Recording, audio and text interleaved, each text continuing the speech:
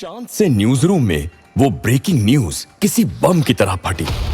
गंगाधर एक कोने में बैठा शाम के हिंदी बुलेटिन की स्क्रिप्ट ध्यान से चेक कर रहा था, पर इस ब्रेकिंग न्यूज से गंगाधर के हाथ से पन्ने गिरकर जमीन पर बिखर गए। चारों तरफ ब्रेकिंग न्यूज अलर्ट बजने लगा। गंगाधर ने न्यूज रूम पर लगी हुई बड़ी टीवी स्क्रीन को देखा तो वो दंग रह गया। टीवी पर एक वोल्केनो के फटने की खबर जोरों शोरों से चल रही थी। गंगाधर उठा और टीवी की तरफ भागा। उसने वॉल्यूम बढ़ाया। इस वक्त ब्रेकिंग न्यूज आ रही है हिमालय पर्वतों से, जहां का शांत और ठंडा वातावरण पूरी तरह कुछ मिनटों पहले बदल चुका है।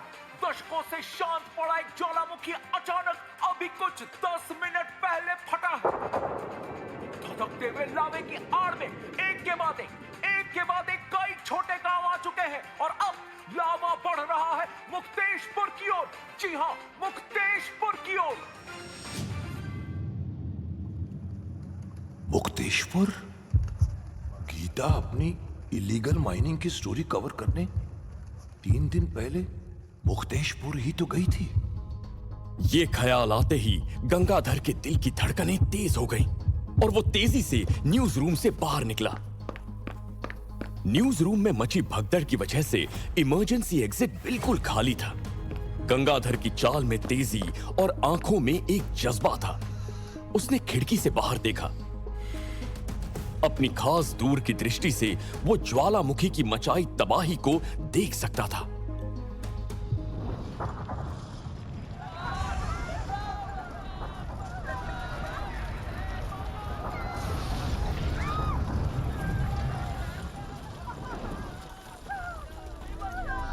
मैं एक पल और नहीं गंवा सकता।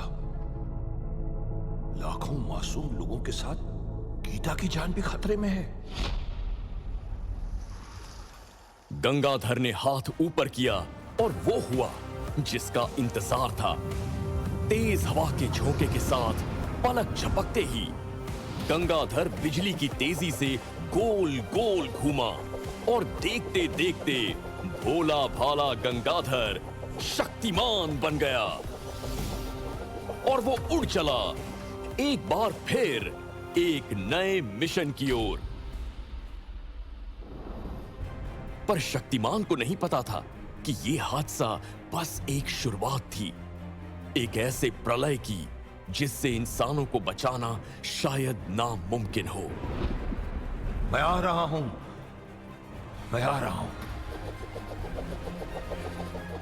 शक्तिमान जैसे जैसे उड़ते हुए हिमालय के पास मुक्तेश्वर नाम के गांव के पास पहुंचा, वहां की तबाही देखकर शक्तिमान का दिल भर आया। ये बस एक आम ज्वालामुखी का विस्फोट नहीं, ये कुछ और है। ओह, बहुत बड़ी अनहोनी हुई है यहां, जो इंसानी आंखों से देखी नहीं जा सकती, पर मैं पता लगा के रहूंगा। शक्तिमान का अनुमान सही था। एक बहुत बड़ी शक्ति थी जिसने इंसानों का नामो निशान मिटाने की ठान ली थी। क्या शक्तिमान इस शक्ति को रोक पाएगा?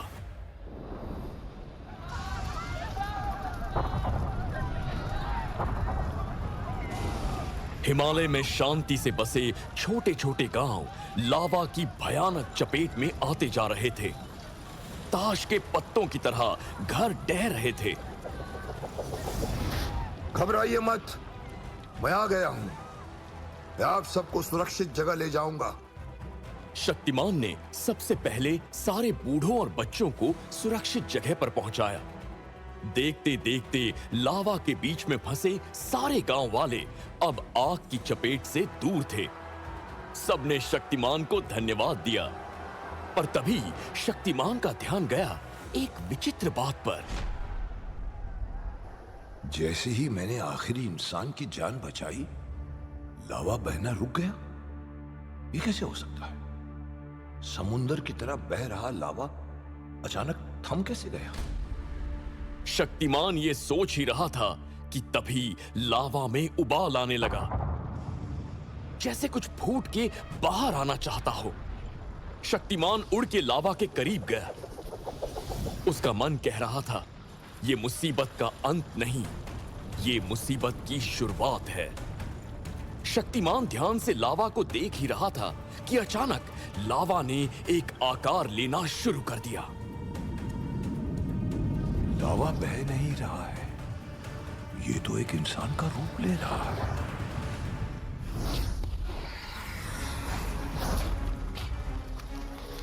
शक्तिमान की आंखों के सामने लावा देखते देखते एक इंसान के रूप में आ गया।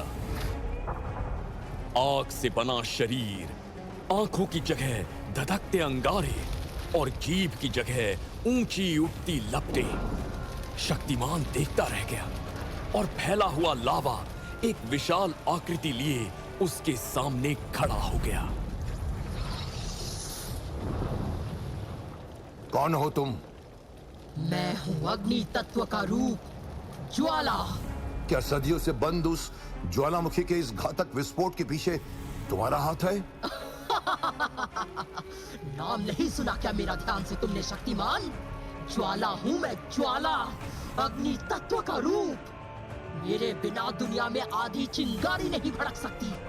मैं ही अग्नि हूँ, मैं ही अंगार, मैं ही शुद्धि हूँ और मैं ही संहार। तत्वों का ज्ञान है मुझे ज्वाला। 5 तत्वों से मिलकर बनी है ये धरती। उन्हीं 5 तत्वों से बना है इंसान। जो तबाही तुमने आज मचाई है उसमें इंसान यानी 5 तत्वों का सबसे अनोखा मिश्रण मारे गए हैं। क्यों किया तुमने ऐसा? क्योंकि ये इंसान इसी लायक है। ज्वाला की बातें सुनकर शक्तिमान सकते में आ गया। बहुत बड़े बड़े दुश्मनों से शक्तिमान ने धरती को बचाया था, लेकिन यह पहली बार था कि धरती का ही एक तत्व अपनी पूरी ताकत से जानबूझकर इंसानों को मारने के लिए प्रकट हुआ था। मैं तुम्हें बेकसूर लोगों को मारने नहीं दूंगा ज्वाला। ये इंसान ना बेकसूर है ना मासूम। ये मतलबी, लोभी और खुदगर्ज है। इनके लालच ने हम 5 तत्वों की माँ इस धरती को बर्बाद कर दिया है। और अब हम 5 तत्व अपनी धरती माँ को और इंसानी जुल्म नहीं सहने देंगे। शक्तिमान दंग रह गया। धरती के तत्व इंसानों के खिलाफ? ये युद्ध नहीं, महायुद्ध है। और इस महायुद्ध में तुम हारोगे। इंसानों को बचाने की कोशिश मत करो शक्तिमान। धरती पर इंसानों के जुल्म खत्म करने का वक्त आ गया है। जब तक इंसान रहेंगे उनका लालच रहेगा, और इस लालच का दाम अब हमारी धरती माँ नहीं चुकाएंगी। मेरी बात सुनो ज्वाला। धरती बस अब तुम 5 तत्वों की माँ नहीं, हम इंसानों की भी है। हम पूजते हैं इस धरती को, इसमें उगा अनाज खाते हैं, इसका जल पीते हैं। जीवन अंत होने के बाद हम इंसान इसी धरती में समा जाते हैं। धरती की रक्षा करना हमारा भी कर्तव्य है। इस कर्तव्य को तुम इंसानों के लालच ने बेच खाया है शक्तिमान। जहां तुम खड़े इतनी बड़ी बड़ी बातें कर रहे हो, यहीं तुम्हारे पैरों के नीचे धरती को छलनी किया है इंसानों ने। ज्वाला की ये बात सुन के शक्तिमान को गीता के यहां आने की वजह याद आई। वो मुक्तेशपुर आई ही इसलिए थी ताकि एक इलीगल माइनिंग स्कैम का सच दुनिया के सामने ला सके। शक्तिमान ने सोचा, क्या ज्वाला माइनिंग से धरती के छलनी होने की बात कर रही है? पर इससे पहले शक्तिमान ज्वाला से कुछ पूछ पाता, ज्वाला ने वो कहा जिससे इंसानों का भविष्य कांप उठा। इंसानों का वक्त पूरा हुआ शक्तिमान। अब सजा का वक्त है। नहीं ज्वाला, रुको। पर ज्वाला अब रुकने वाली नहीं थी। उसने अपने आग से बने शरीर की लपटों को एक बड़े से गोले में तब्दील किया और जोर से उस आग के धधकते गोले को उस दिशा में फेंक दिया जहां वो इंसान खड़े थे जिन्हें शक्तिमान ने लावा के प्रकोप से अभी कुछ देर पहले बचाया था। सबको मरना होगा। पर जब तक शक्तिमान है तब तक इंसानों की उम्मीद जिंदा है। शक्तिमान ने पलक झपकते ही अपनी जगह बदली शक्तिमान ने जोरों से ज्वाला के फेंके उस आग के गोले को मुक्का मारा। शक्तिमान ने जिस प्रभाव से आग के गोले पर प्रहार किया, वो आग का गोला उस वजह से तेजी से धरती की सरहद पार कर अंतरिक्ष में जा पहुंचा।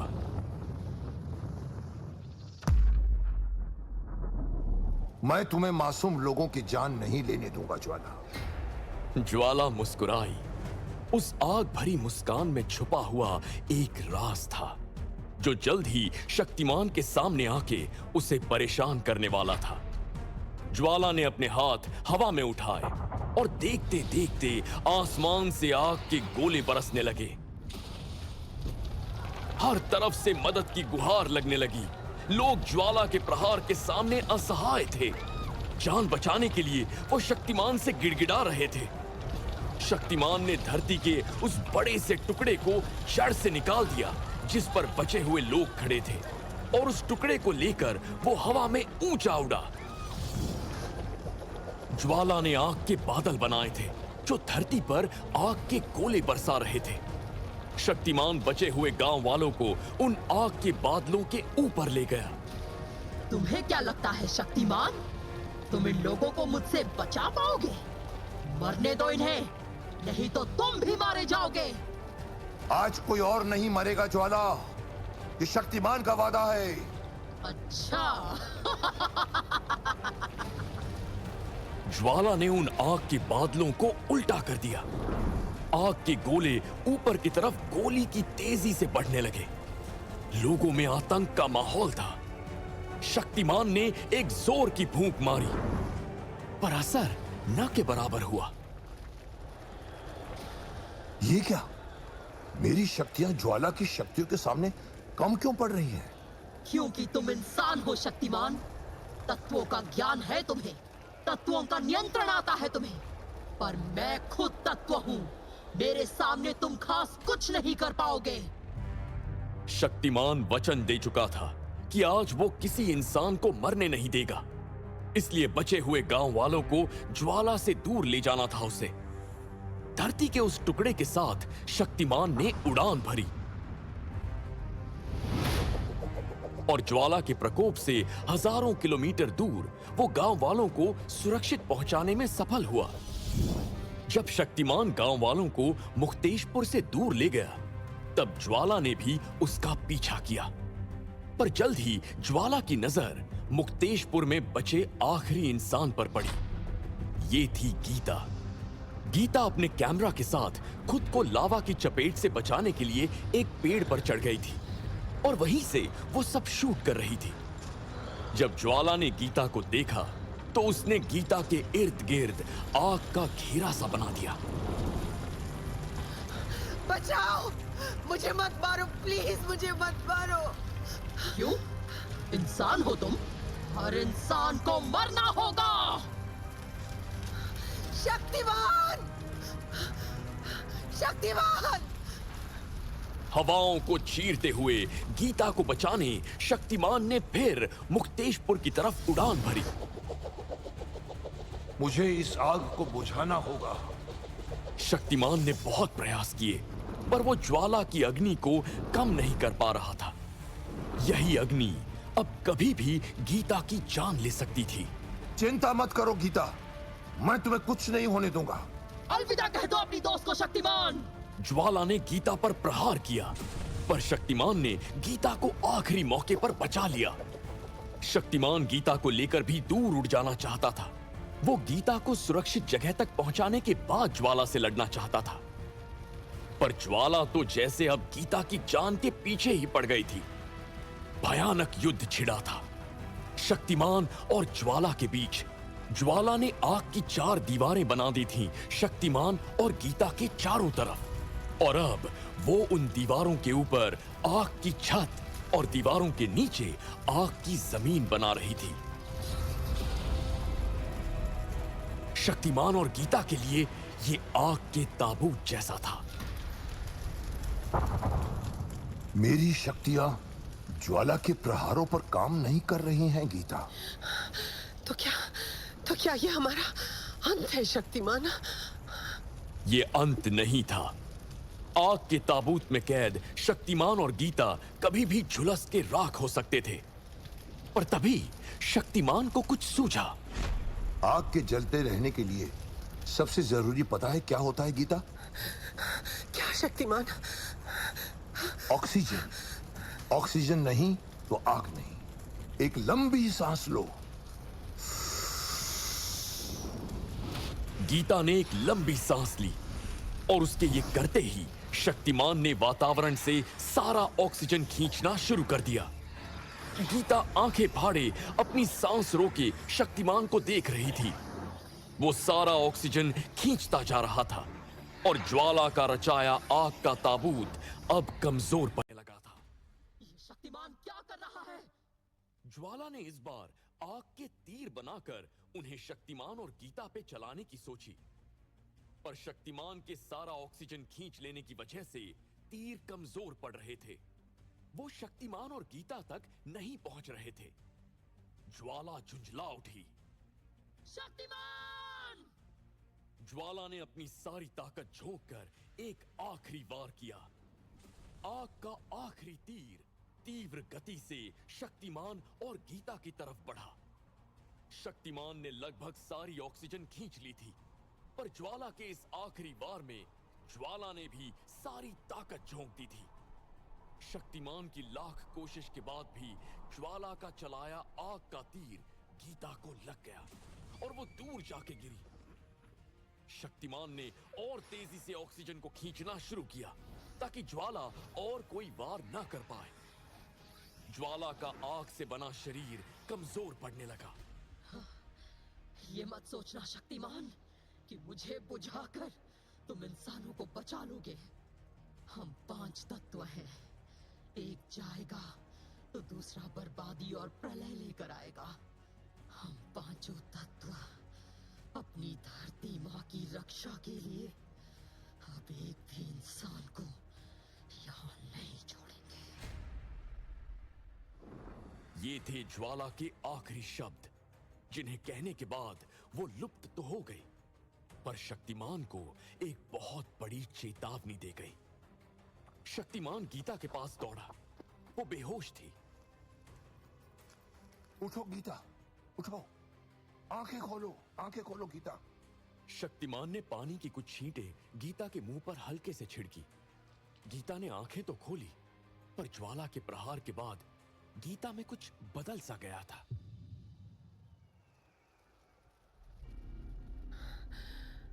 मुझे बहुत अजीब सा महसूस हो रहा है शक्तिमान। कैसा लग रहा है गीता? क्या महसूस हो रहा है तुम्हें? मैं शब्दों में नहीं कह पा रही हूँ, पर अजीब सा लग रहा है। इस वक्त गीता को जो अजीब सा महसूस हो रहा था, वो शुरुआत थी एक बड़े राज की। पर शक्तिमान और गीता दोनों को लगा कि ज्वाला के इतने भयानक प्रहार की वजह से गीता के इंसानी शरीर को चोट पहुंची है। ये उसी का असर है। हमें वापस चलना चाहिए गीता। नहीं शक्तिमान, मुझे मेरा कैमरा चाहिए। चारों ओर देखो गीता, लावा से सब जल चुका है। कहां मिलेगा यहाँ तुम्हारा कैमरा? और क्यों चाहिए तुम्हें? क्योंकि उस कैमरा में सबूत है शक्तिमान। कैसे सबूत? शक्तिमान, यहाँ पर जो कुछ भी हुआ है ना, वो प्राकृतिक नहीं था। कुछ बहुत बड़ा हो रहा है शक्तिमान। प्लीज मुझे मेरा कैमरा चाहिए ताकि मैंने जो कुछ भी रिकॉर्ड किया था उसे हम आगे आने वाली मुसीबतों को समझ सके। शक्तिमान ने अपनी आंखों के एक्सरे विजन से गीता के कैमरा को ढूंढना शुरू किया। विजन ने उस कैमरा को ढूंढ भी लिया, पर जैसे जैसे शक्तिमान उस कैमरा के करीब पहुंच रहा था, फिर से लावा बहने लगा। फिर से ज्वालामुखी में विस्फोट हुआ। तबाही का एक नया चरम सामने था। जैसे कोई ताकत ना चाहती हो कि शक्तिमान उस कैमरा तक पहुंचे। मुझे इस ज्वालामुखी को और फटने से रोकना होगा। ये कह के शक्तिमान ने एक पहाड़ बराबर पत्थर को उठाकर उस ज्वालामुखी के मुंह पर रख दिया। जिससे ज्वालामुखी से लावा के बाहर आने के सब रास्ते बंद हो गए। शक्तिमान ने कैमरा लिया और गीता के साथ शहर वापस लौट गया। इस तबाही के मंजर को मैं चाह के भी भूल नहीं सकूंगा गीता। हमें तैयार रहना होगा। ज्वाला कह गई है कि पंच तत्व अब रूप लेके आएंगे और इंसानों को मारेंगे। मुझे कुछ करना होगा, पर क्या? शक्तिमान वापस लौट ही रहा था कि उसे एहसास हुआ जैसे महागुरु उस तक एक संदेश पहुंचाने की कोशिश कर रहे हैं। शक्तिमान ने तुरंत उस संदेश पर ध्यान दिया। उसने आंखें बंद की और उसे सामने साफ साफ महागुरु दिखे।